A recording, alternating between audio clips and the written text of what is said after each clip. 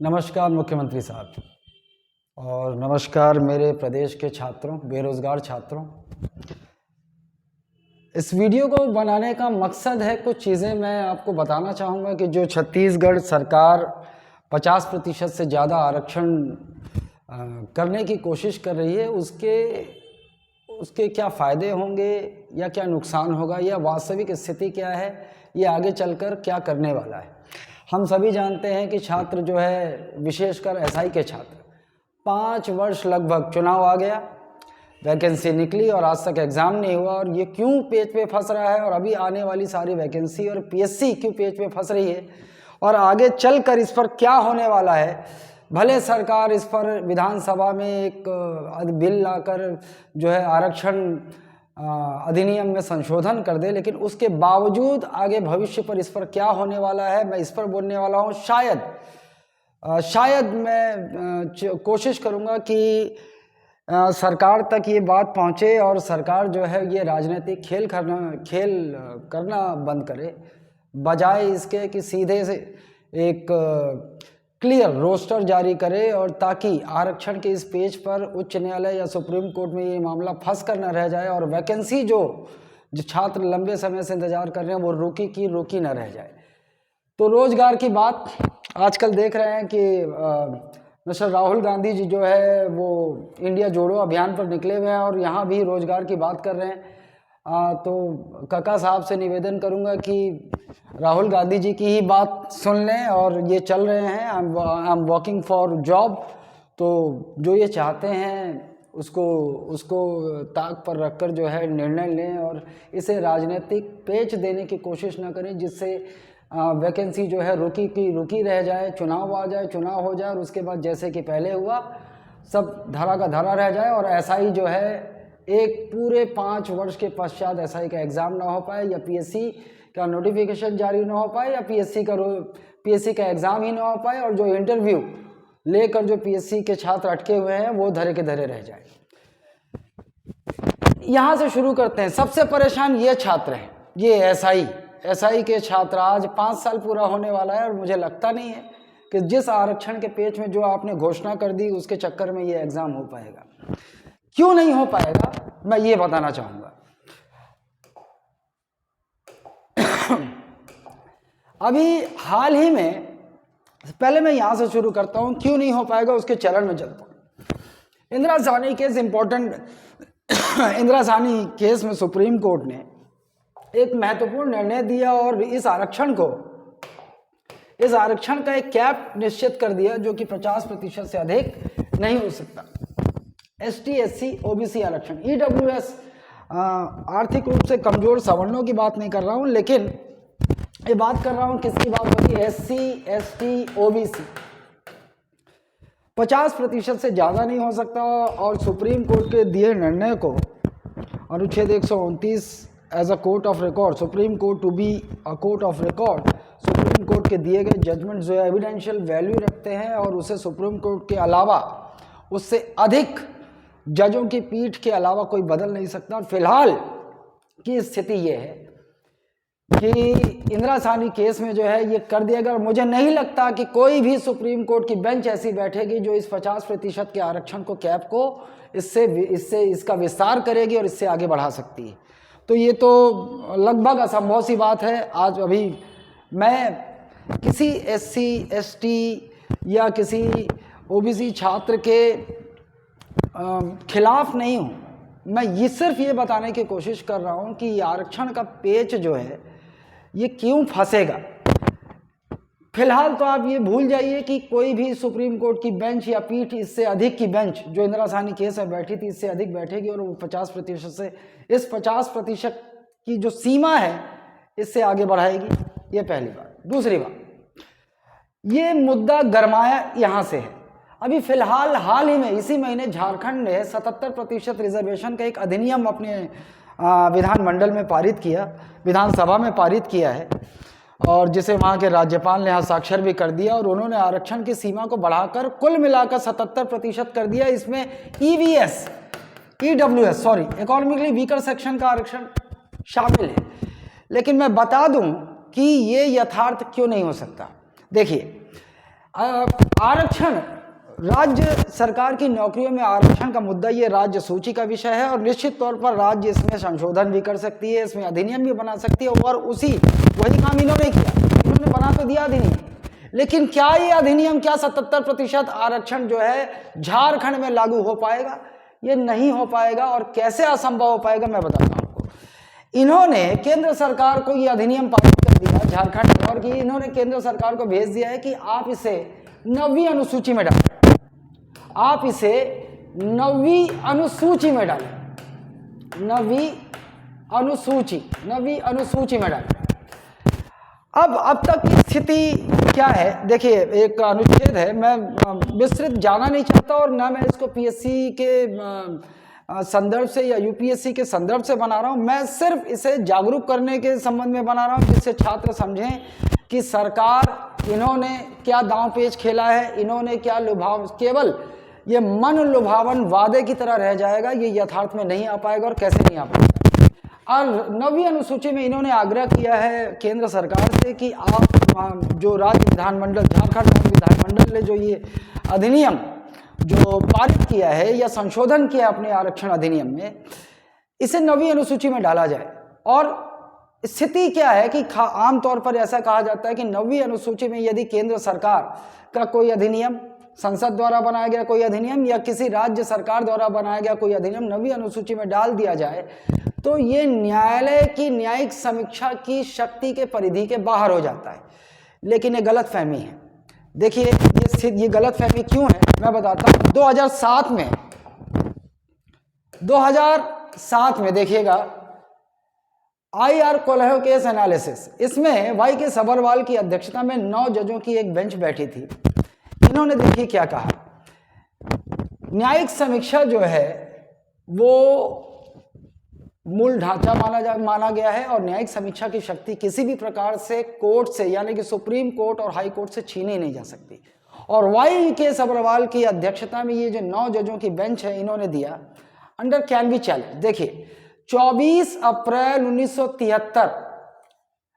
के बाद जो भी आर्टिकल 21, आर्टिकल 19, आर्टिकल 21 के साथ आर्टिकल 19 और 14 को पढ़ा जाए और इनके अंदर निहित जो सिद्धांत हैं अगर उनको ये वायलेट करता है तो ये वो सारे अधिनियम जो कि 24 अप्रैल 1973 को या उसके बाद जो भी अधिनियम 9वीं अनुसूची में डाले जाएंगे वे सभी अधिनियम, चाहे वो केंद्र सरकार का हो चाहे वो राज्य सरकार का हो, वो न्यायिक समीक्षा की परिधि में आएगा। इसका अर्थ यह है कि हाई कोर्ट और सुप्रीम कोर्ट जो है इन सारे आरक्षण से संबंधित नियमों को जो 50% से अधिक की सीमा जो साहनी केस में सुप्रीम कोर्ट ने कैप डिसाइड किया है, अगर उससे अधिक करने की कोशिश करते हैं तो उन सारे अधिनियमों की चाहे वह 9वीं अनुसूची में डाल दिए जाएं, उनकी न्यायिक समीक्षा हो सकती है। और कभी भी न्यायिक समीक्षा होगी तो इंदिरा साहनी केस का वो 50% कैप हमेशा रोड़े आएगा और वो शायद, हाँ ये बिल्कुल हो सकता है कि अगर उससे बड़ी किसी संवैधानिक मामले में उससे बड़ी पीठ बैठी, यानी कि 9 जजों 11 जजों की पीठ बैठी तो उस फैसले को परिवर्तित कर सकती है, अपने ही दिए गए पूर्व निर्णय को बदल सकती है। लेकिन ये फिलहाल असंभव, स्वप्न मात्र है, यह असंभव प्रतीत होता है। तो 9वीं अनुसूची डाल देने मात्र से ये हल नहीं निकलेगा। अगर मान लीजिए इसी प्रकार झारखंड सरकार की तर्ज पर अभी इस समय जो कि चुनावी माहौल है, अगर माननीय मुख्यमंत्री साहब भी अगर ऐसा विधानसभा में कोई अधिनियम पारित कर चाहेंगे कि मैं 82% या 85% आरक्षण की सीमा को बढ़ाकर एक अधिनियम पारित कर दूं और ये लागू हो जाएगा, तो ये बिल्कुल ये सिर्फ चुनावी दिखावा होगा, चुनावी स्वप्न होगा जो कि पूरा होने वाला नहीं है। वो कब नहीं हो सकता, जबकि अभी हाल फिलहाल में छत्तीसगढ़ हाईकोर्ट ने जो है 50% आरक्षण को, उन 50% से ज़्यादा आरक्षण को जो है वो उसे अवैध असंवैधानिक करार दे दिया है और स्टे लगाने से मना कर दिया है। तो जब अभी हाई कोर्ट ने ऐसा कर दिया तो चाहे आप अधिनियम पारित कर लें, चाहे विधानसभा में आप आरक्षण पर संशोधन विधेयक लाकर उसे संशोधित कर दें, और वो आप लागू तो कर नहीं सकते, क्योंकि फिर से एक प्ली चली जाएगी हाई कोर्ट में, और फिर से हाई कोर्ट जो है उसे असंवैधानिक करार ही देगा। और चलिए वो मामला सुप्रीम कोर्ट भी चला जाए, आप सुप्रीम कोर्ट चले जाएं, और सुप्रीम कोर्ट भी चले जाएं तो सुप्रीम कोर्ट भी जो है अब वो पूर्व में दिए गए फैसले जो 50% कैप है उससे आगे तो जाने वाला नहीं है। तो एसटी, एससी, और ओबीसी आरक्षण ये किसी भी स्थिति में 49.5% से अधिक हो ही नहीं सकता। देखिए, since the 1992 order, several states have passed laws breaching the 50% ceiling, including Haryana, Telangana, Tamil Nadu, Andhra Pradesh, Madhya Pradesh, Uttar Pradesh, Rajasthan, Chhattisgarh. इन सारे राज्यों ने 1992 के बाद से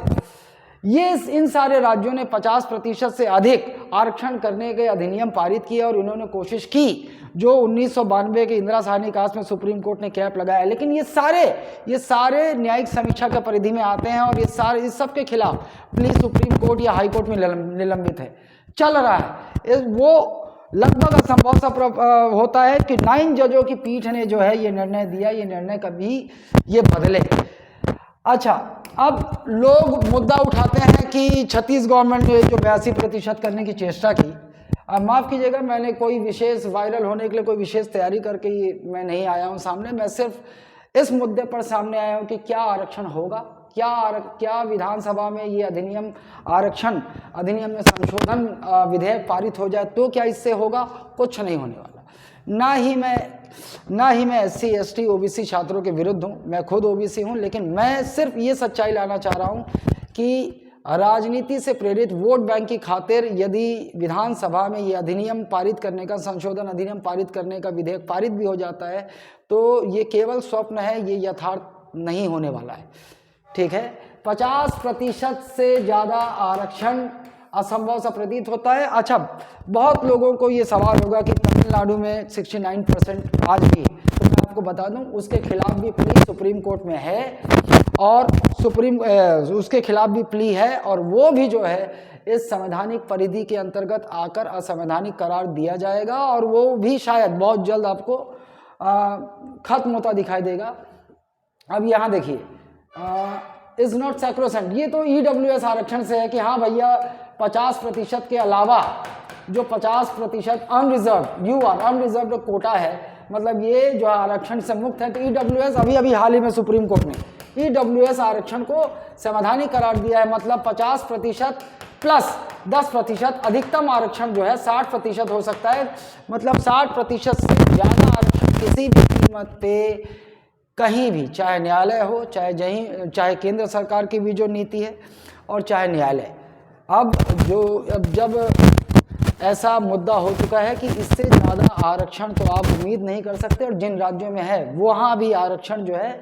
अगर 60% से ईडब्ल्यूएस को मिलाकर 60% से अधिक है, तो आप ये मान लीजिए और लिख लीजिए कि धीरे धीरे उन सारे राज्यों में ये आरक्षण खत्म होने वाला है। अभी फिलहाल जो भूपेश बघेल साहब करना चाहेंगे, तो मैं निवेदन करूंगा बघेल साहब से कि बघेल साहब इस पर राजनीति ना कीजिए। ये अधिनियम पारित करेंगे आप, वो भी जाकर अटक जाना है, क्योंकि जब हाई कोर्ट ने 50% से अधिक पर आपको स्टे देने से मना कर दिया, तो चाहे आप अधिनियम पारित कर लें, चाहे आप केंद्र सरकार के पास चले जाएं, केंद्र सरकार जो है उससे एक तो 9वीं अनुसूची में डालेगी नहीं, पहली बात। और अगर 9वीं अनुसूची में अगर आपके निवेदन को स्वीकार कर लिया और आपके इस अधिनियम को 9वीं अनुसूची में डाल भी दिया गया, तो भी मैं आपको बता दूं वाई के सबरवाल केस 2007 में जस्टिस वाई के सबरवाल, पहले तो मैं आपको 31B बता दूं आर्टिकल, ये कहता है कि आर्टिकल 31B कहता है, जो कि भाग 3 का भाग है, कि 9वीं अनुसूची में जो भी केंद्र सरकार के या राज्य सरकार का अधिनियम डाल दिए जाएंगे वो 9वीं अनुसूची की परिधि से बाहर हो जाएंगे। इसीलिए शायद 9वीं अनुसूची में डाल दिया गया है तमिलनाडु का वो 69% आरक्षण वाला अधिनियम, इसीलिए शायद अब तक बचा है। लेकिन ये बचा नहीं रह सकता। वो क्यों नहीं बचा रह सकता, मैं उसका कारण आपको बता देता हूँ।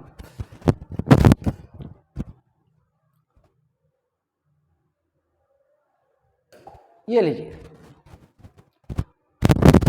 ये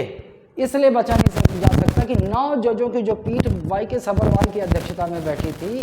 उन्होंने कह दिया है कि जो आप चाहे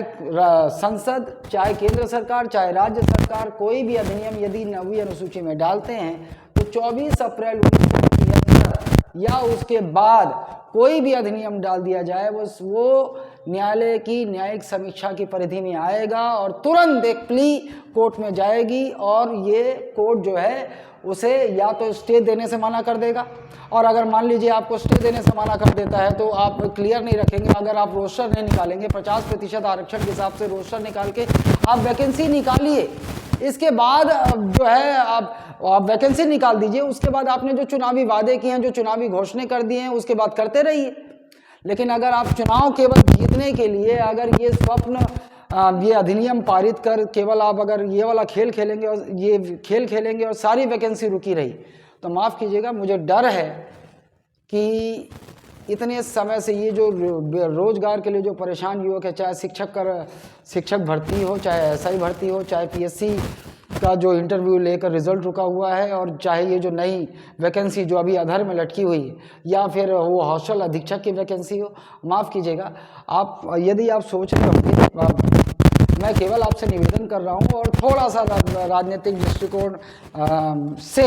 मैं राजनीतिक व्यक्ति नहीं हूँ, ना मैं भाजपा का व्यक्ति हूँ, ना मैं कांग्रेस का व्यक्ति हूँ, मैं तो राजनीति को जो है गोबर से अधिक कुछ नहीं मानता। तो आप ये ना सोचिएगा कि मैं बीजेपी का प्रवक्ता हूँ या बीजेपी के व्यक्ति, तो बीजेपी ने भी, रमन साहब ने भी वही किया था, चुनावी वादे, चुनावी समय में जो है एसआई की वैकेंसी निकाली और उसमें जो है बहुत लटका दिया, सरकार बदल गई और जो है आप आ गए, और चूंकि एसआई की वैकेंसी में आपको तो पता है, आपको भी पता है, रमन जी को भी पता है, बहुत चढ़ावे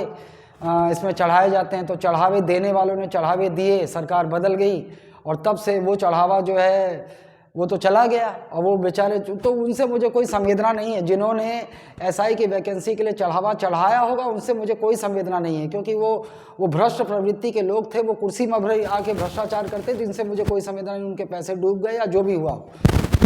लेकिन सवाल यह है कि जिस प्रकार से बघेल साहब आपने भी एसआई वैकेंसी को लटकाया है, इसमें भी जो है आपकी मंशा और आपकी भूमिका पे प्रश्न चिन्ह उठता है। अब आपने उसको खींच के 4 साल, 4.25 साल बिता दिए, अब वो आरक्षण के पेच में फंस गया। तो मुझे तो नहीं लगता है कि एसआई की वैकेंसी इस चुनावी वर्ष में भी इस आपकी भी इस पंचवर्षीय सरकार में भी पूर्ण होने वाली है। तो मैं सिर्फ आपसे निवेदन करना चाहूँगा कि वोट बैंक की खातिर आप ये 82% आरक्षण और 85% आरक्षण वाला अधिनियम आप पारित करेंगे, और इससे आप अधिनियम पारित करके जो है आप वैकेंसी निकाल पाएंगे, तो ये स्वप्न मत ना दिखाएं, क्योंकि आप अधिनियम ये पारित कर भी देंगे तो भी आप इसे लागू नहीं कर पाएंगे। हाई कोर्ट तुरंत जो है आपके इस पर स्टे लगाएगा और फिर आप वैकेंसी नहीं निकाल पाएंगे। और यदि आप केंद्र सरकार से अनुरोध करेंगे कि इसे 9वीं अनुसूची में डाल दे, तो अव्वल तो केंद्र सरकार उसे 9वीं अनुसूची में डालने वाला नहीं, वहाँ सरकार बीजेपी की है। और चलिए, बीजेपी ने आपके अगर आपने आरक्षण छत्तीसगढ़ आरक्षण संशोधन अधिनियम पारित कर भी दिया तो, और वो 9वीं अनुसूची में डाल भी दिया गया, तो तुरंत जो है एक प्ली फिर से जाएगी, प्ली डालने वाले डालेंगे, प्ली फिर से जाएगी, और फिर जो है आपको पता है 24 अप्रैल 1973 के बाद 9वीं अनुसूची में जो भी अधिनियम डाले जाए, चाहे वो संसद को, चाहे वो किसी राज्य सरकार के हों, तुरंत प्ली जाएगी, न्यायालय इस मुद्दे को उठाएगा और फिर से इसे असंवैधानिक करार देते हुए स्टे लगा देगा। फिर आप बोलेंगे कि न्यायालय ने स्टे लगा दिया, मैं क्या कर सकता हूं कि वैकेंसी, तो उचित ये होगा कि 50% आरक्षण जो इंदिरा साहनी केस में सुप्रीम कोर्ट ने तय किया है, उस पर आप रोस्टर जारी करें ताकि वैकेंसी आप निकाल सके। ये जो रोड़ा अटक गया है, ये रोड़ा आप हटाइए और वैकेंसी निकले, जिससे छात्र जो तैयारी कर रहे हैं वो फ्रस्ट्रेशन से बचें। मैं शायद आप ना समझ पा रहे हों, लेकिन मैं छोटी मोटी एक कोचिंग चलाता हूं बहुत ईमानदारी से, और यहाँ जो छात्र 3 साल 4 साल से स्ट्रगल कर रहे हैं और जिनकी उम्र निकलती जा रही है, एसआई का एक लड़का मुझे मिला था मुख्यमंत्री साहब रायपुर में, 35 साल का हो चुका। जिस समय उसने एसआई का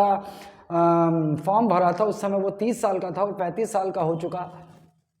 और उससे वो जिस तरह से जिस हताशा में मुझे दिखाई दिया था, तो वो हताशा केवल उस एक छात्र की नहीं है, ऐसे लाखों छात्र हैं जो बहुत ज़्यादा हताश हो चुके हैं। केवल किसानों के गोबर खरीदने से या किसानों को ध्यान देने से आप शायद चुनाव ना जीत पाएँ। आपने बहुत अच्छा किया है, बहुत अच्छा किया है। केवल इन छात्रों के रोजगार के विषय में आप सोच लें, ध्यान दे लें, आप ये चुनाव शायद फिर जीत जाएं और बहुत अच्छा करें, मेरी शुभकामनाएं हैं। लेकिन इसे आरक्षण के पेच में या चुनावी मुद्दे का रूप देकर इससे ना लटकाएं, क्योंकि ये होने वाला नहीं। चाहे आप 82% का आरक्षण पास कर दे, चाहे आप 78% की जो घोषणा आपने की है उसके साथ आप आरक्षण में संशोधन कर दें, लेकिन ये लागू हो नहीं सकता। ये फिर से कोर्ट के पेच में फंस जाएगा और फिर से स्टे लग जाएगा और आप जो है वैकेंसी निकलेगी नहीं। तो मेरा निवेदन है आपसे, आपके ही प्रदेश के छात्र हैं, आपके ही प्रदेश के युवा हैं, इन्हें जो है इनकी जो शंका है, इनको जो परेशानियां हैं, जो बेरोजगारी से लाचार ये घूम रहे हैं, इन्हें थोड़ा आप राहत दे दें, एसआई के बच्चों को राहत दे दें, पीएससी जो है नियमित निकल सके, और जो वैकेंसी शिक्षक भर्ती जो आने वाली है जिसके लिए छात्र बहुत उत्साहित है, हॉस्टल वार्डन की वैकेंसी जो आने वाली है, प्लीज़ इसका कृपया इसका मार्ग जो है प्रशस्त करें और इस आरक्षण के पेच में इसे न फंसाएं। सिर्फ इसी निवेदन के साथ मैं ये वीडियो ख़त्म करना चाहूँगा। धन्यवाद।